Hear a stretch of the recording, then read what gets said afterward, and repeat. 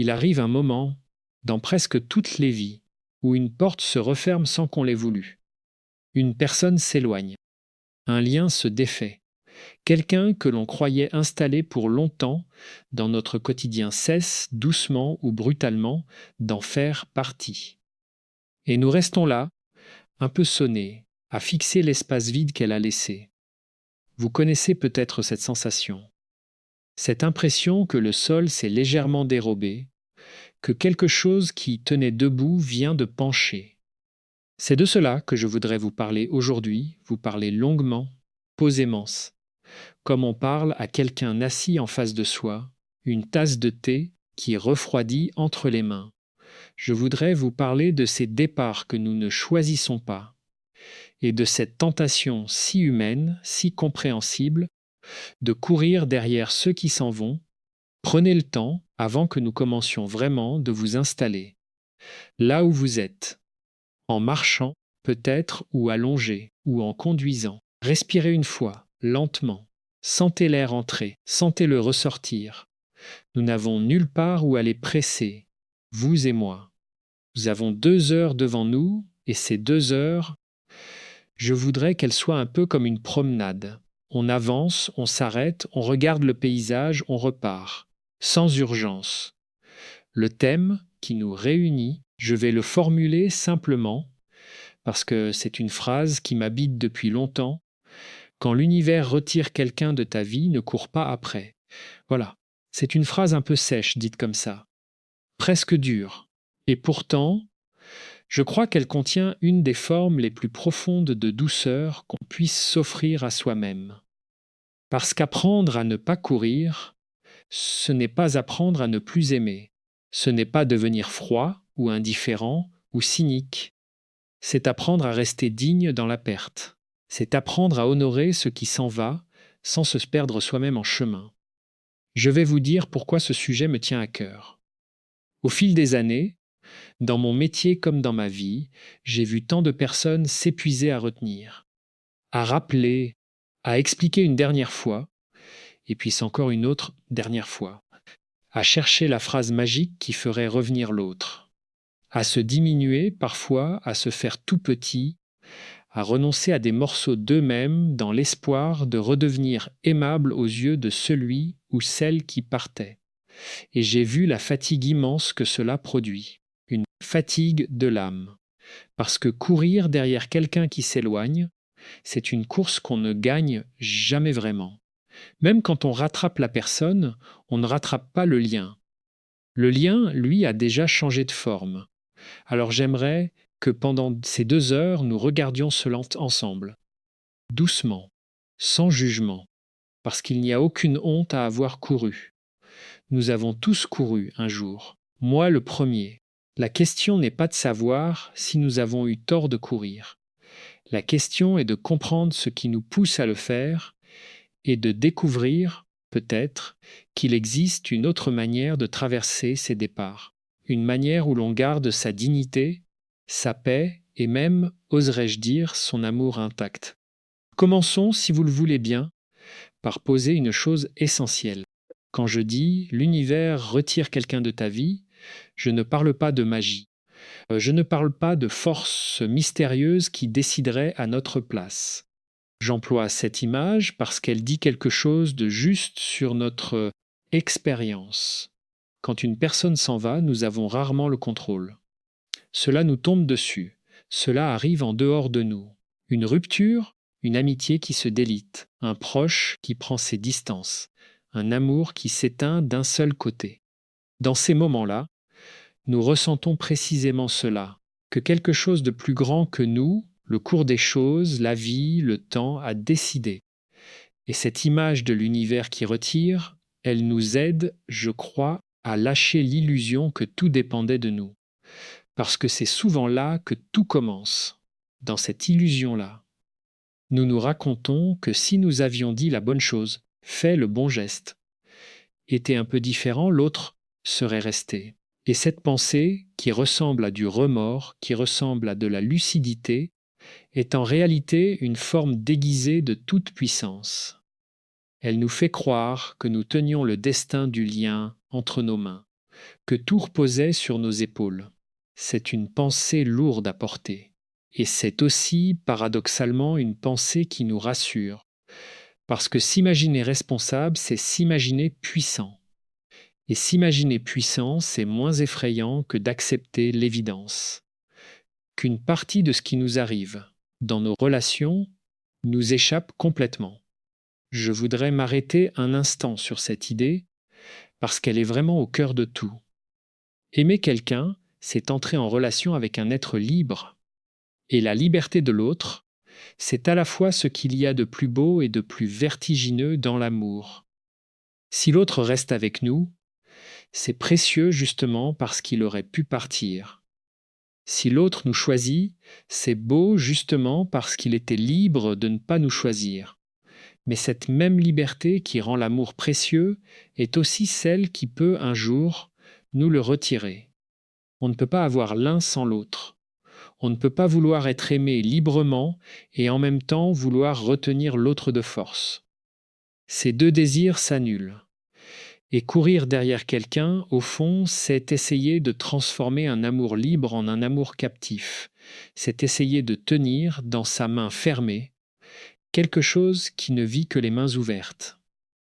Pensez à l'eau. Quand vous voulez garder de l'eau, vous n'avez qu'à ouvrir la main et la laisser reposer dans votre paume. Mais dès que vous serrez le poing pour la retenir, elle s'échappe entre vos doigts. Plus vous serrez, plus elle fuit. Les liens humains ont quelque chose de cette nature-là. Ils se gardent dans l'ouverture, jamais dans la crispation. Et toute la difficulté lorsque quelqu'un s'éloigne, c'est que notre réflexe le plus profond, le plus animal, est précisément de serrer le poing. Pourquoi ce réflexe? D'où vient-il? Je crois qu'il faut être très doux avec nous-mêmes en répondant à cette question, parce que la réponse touche à ce qu'il y a de plus ancien en nous. Nous sommes des êtres d'attachement.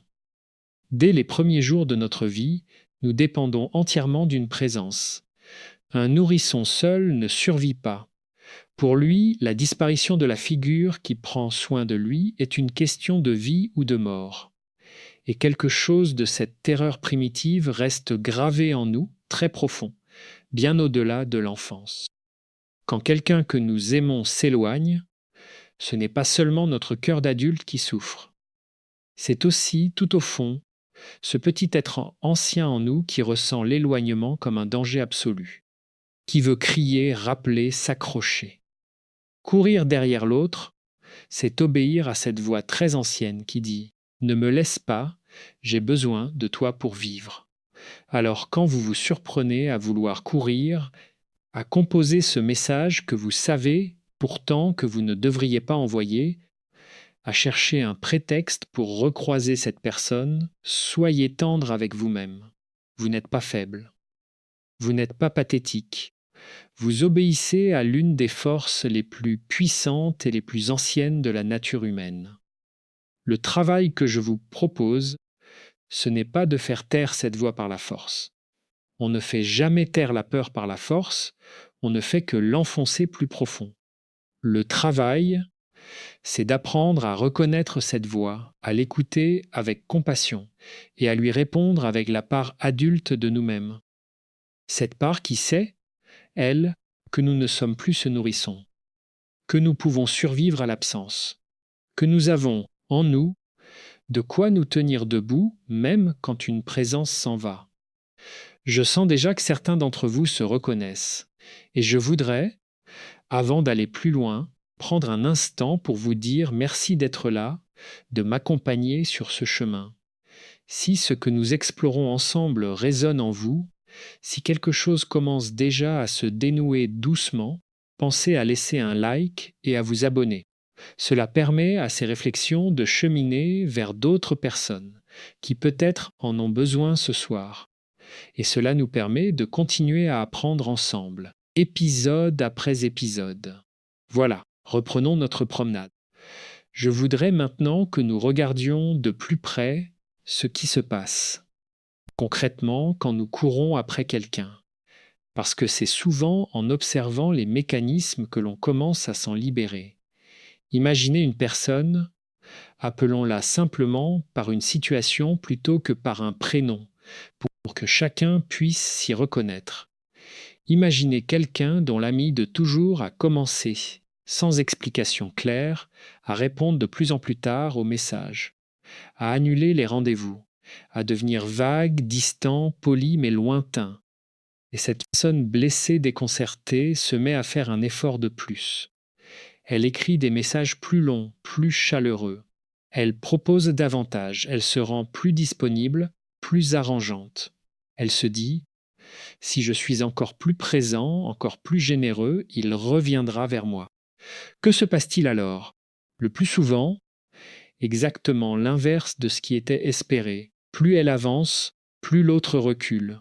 Et c'est une chose très étrange à observer, presque une loi. Dans les liens humains, l'insistance crée souvent la fuite. Quand nous courons derrière quelqu'un, nous lui transmettons, sans le vouloir, deux messages. Le premier: tu as tout le pouvoir. Le second: je ne vais pas bien sans toi. Et ces deux messages, loin de rapprocher, ont tendance à alourdir le lien. Ils transforment une relation en un poids. Et personne ne court vers un poids. On s'éloigne d'un poids. Je dis cela non pas pour vous culpabiliser, surtout pas, mais pour vous offrir une clé de compréhension qui peut tout changer. Cette clé, la voici: votre valeur n'a pas besoin d'être plaidée. Quand quelqu'un commence à s'éloigner, notre réflexe est de plaider notre cause, de prouver, de démontrer pourquoi nous méritons de rester dans la vie de l'autre. Mais réfléchissez un instant. Une chose dont la valeur est réelle n'a pas besoin de se justifier sans cesse. Le soleil ne plaide pas pour qu'on reconnaisse sa lumière. Il brille simplement, et ceux qui veulent sa chaleur viennent à lui. Vous n'avez pas à convaincre quiconque de votre valeur. Vous avez seulement à la vivre, à l'incarner, à rester fidèle à qui vous êtes. Et les personnes qui sont faites pour rester dans votre vie, celles-là, le ressentiront sans que vous ayez à courir. Il y a une dignité, voyez-vous, dans le fait de ne pas courir. Une dignité tranquille. Quand quelqu'un s'éloigne et que nous choisissons de rester debout, de continuer à vivre, de continuer à respirer, nous disons quelque chose de profond. Nous disons: je t'ai aimé, je t'aime peut-être encore, et en même temps je me respecte trop pour me supplier d'exister à tes yeux. Cette phrase-là, on n'a même pas besoin de la prononcer à voix haute. Elle se vit, elle se ressent. Et bien souvent, c'est cette dignité-là, et non l'insistance, qui laisse une trace durable dans le cœur de celui qui part. Mais je ne veux pas vous mentir, ni vous donner l'impression que tout cela est facile. Ce n'est pas facile. Ne pas courir, c'est accepter de rester dans une douleur sans la fuir. Et nous n'aimons pas la douleur. Nous ferions presque n'importe quoi pour ne pas la ressentir. Courir derrière quelqu'un, au fond, c'est aussi une manière de ne pas affronter le vide. Tant que je cours, tant que j'agis, tant que je tente quelque chose, je n'ai pas à m'asseoir avec mon chagrin. Je le maintiens à distance par le mouvement. Le jour où je m'arrête de courir, le chagrin me rattrape. Et c'est ce chagrin que, secrètement, nous fuyons. Alors je voudrais vous proposer quelque chose qui peut sembler contre-intuitif. Et si, au lieu de fuir ce vide, nous apprenions à nous y asseoir? Pas pour nous y noyer, pas pour nous y complaire, mais pour le traverser, vraiment, parce qu'un chagrin que l'on fuit ne s'en va jamais. Il nous attend patiemment, et il revient à la première occasion. Tandis qu'un chagrin que l'on accueille, que l'on regarde en face, que l'on laisse exister, ce chagrin-là, lentement se transforme. Il s'use, il s'adoucit, il finit par laisser place à autre chose, à une forme de paix. C'est le grand paradoxe de la souffrance émotionnelle. On ne s'en libère pas en la fuyant, on s'en libère en la traversant. Je pense à une image qui me revient souvent. Imaginez que vous êtes dans l'océan et qu'une vague arrive, une grande vague. Si vous lui tournez le dos et tentez de fuir vers le rivage, elle vous rattrape, elle vous renverse. Elle vous roule dans le sable et vous laisse essoufflé, désorienté. Mais les nageurs expérimentés connaissent un autre geste. Quand la vague arrive, ils plongent, ils vont vers elle, ils passent dessous, à travers et ressortent de l'autre côté, dans l'eau calme. La douleur des départs ressemble à ces vagues. Notre instinct nous dit de fuir, mais la sagesse nous invite à plonger, à traverser. Et de l'autre côté, il y a une eau plus calme, je vous le promets. Comment fait-on concrètement pour traverser plutôt que pour fuir? Je crois que cela commence par s'autoriser à ressentir, vraiment, sans se juger. Quand quelqu'un s'en va et que vous ressentez de la tristesse, ne vous dites pas ⁇ Je suis ridicule de tant souffrir pour cette personne ⁇ Dites-vous plutôt ⁇ Je souffre parce que ce lien comptait pour moi et c'est légitime. La tristesse n'est pas une faiblesse, c'est la mesure de ce que nous avons aimé. On ne pleure que ce à quoi on tenait. Votre chagrin, en un sens, est un hommage. Il dit la richesse de ce qui a existé, alors honorez-le plutôt que de le réprimer. Et puis, il y a le corps. On l'oublie trop souvent. La douleur émotionnelle s'inscrit dans le corps. Ce poids dans la poitrine, cette gorge serrée, ce ventre noué. Quand vous traversez un départ, prenez soin de votre corps comme vous prendriez soin d'un ami malade. Marchez, respirez l'air du dehors, dormez autant que vous le pouvez, mangez des choses qui vous nourrissent. Ce ne sont pas des détails. Le corps et l'esprit ne sont pas séparés. Quand vous apaisez votre corps, vous donnez à votre esprit un sol plus stable pour traverser la tempête. Souvent, dans les périodes de chagrin, nous négligeons notre corps, comme si nous voulions le punir ou comme si nous n'en avions plus la force. Mais c'est précisément dans ces moments-là qu'il a le plus besoin de notre tendresse. Je voudrais, à ce stade de notre cheminement, vous parler d'une notion qui me semble essentielle et que l'on comprend mal. C'est la différence entre le manque et le besoin. Quand quelqu'un s'en va, nous disons souvent « J'ai besoin de cette personne ». Mais est-ce vraiment un besoin? Ou est-ce un manque? Ces deux choses ne sont pas identiques. Un besoin, c'est ce sans quoi nous ne pouvons pas vivre. L'air, l'eau, la nourriture, un minimum de sécurité, un minimum de lien. Un manque, c'est l'absence de quelque chose à quoi nous nous étions habitués, quelque chose qui nous était agréable, doux, familier. Et nous confondons constamment les deux. Nous prenons nos manques pour des besoins. Nous disons, bien, je ne peux pas vivre sans cette personne, alors que la vérité plus douce et plus libératrice est, je n'ai pas envie de vivre sans cette personne, mais je le peux. Cette distinction change tout. Que tant que je crois que j'ai besoin de quelqu'un pour survivre, je suis prêt à tout pour le retenir, y compris à me trahir. Mais le jour où je comprends que je peux vivre sans cette personne, même si cela me coûte, même si cela fait mal, alors je retrouve ma liberté. Je ne suis plus en position de mendiant. Je peux aimer sans m'accrocher. Je peux désirer le retour de quelqu'un sans en faire une question de vie ou de mort. Et c'est cette liberté intérieure, justement, qui nous rend capables de ne pas courir. Avant de poursuivre, je voudrais glisser ici une petite parenthèse, tout en douceur. Si ces thèmes vous touchent, si vous sentez que vous avez envie d'aller plus loin dans cette exploration de vous-même, de vos liens, de votre vie intérieure, sachez qu'il existe de nombreux livres remarquables sur ces sujets. Dans la description de cet épisode, ou en scannant le code qui s'affiche à l'écran, vous trouverez une sélection d'ouvrages liés au développement personnel, à la psychologie, à la connaissance de soi et à cette vie intérieure que nous cultivons ensemble. Je tiens à le préciser très clairement. Ces livres ne sont pas de moi, ce ne sont pas mes ouvrages. Ce sont simplement des lectures qui peuvent accompagner et prolonger ce cheminement si le cœur vous en dit.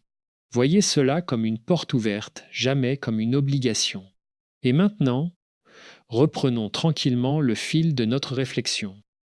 Nous parlions de cette liberté intérieure, de cette capacité à comprendre que nous pouvons vivre sans la personne qui s'en va. Et je voudrais aller un cran plus loin, vers une vérité qui n'est pas toujours facile à entendre, mais qui est, je crois, profondément libératrice. Quand quelqu'un s'éloigne de nous, ce n'est pas toujours, et peut-être même rarement, une question de notre valeur. Nous avons une tendance terrible à tout ramener à nous. Si quelqu'un part, nous pensons immédiatement: c'est parce que je ne suis pas assez bien, pas assez intéressant, pas assez aimable, pas assez ceci, pas assez cela. Comme si le départ de l'autre était un verdict sur notre valeur.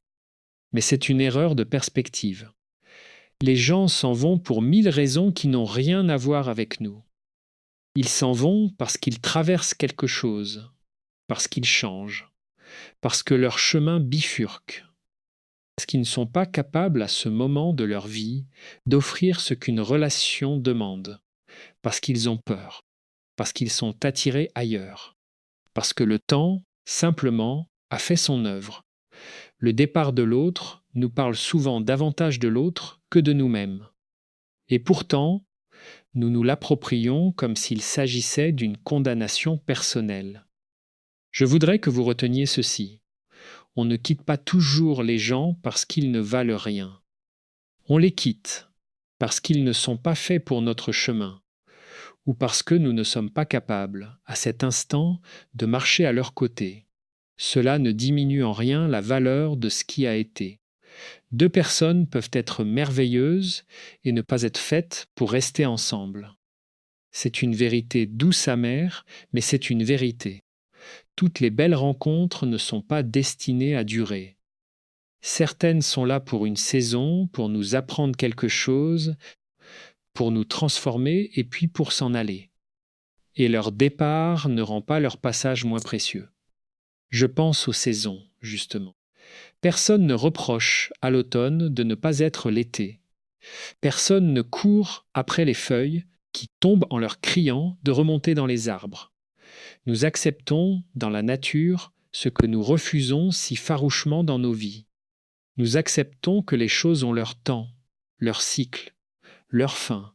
Une fleur qui se fane n'est pas une fleur qui a échoué. Elle a accompli son cycle.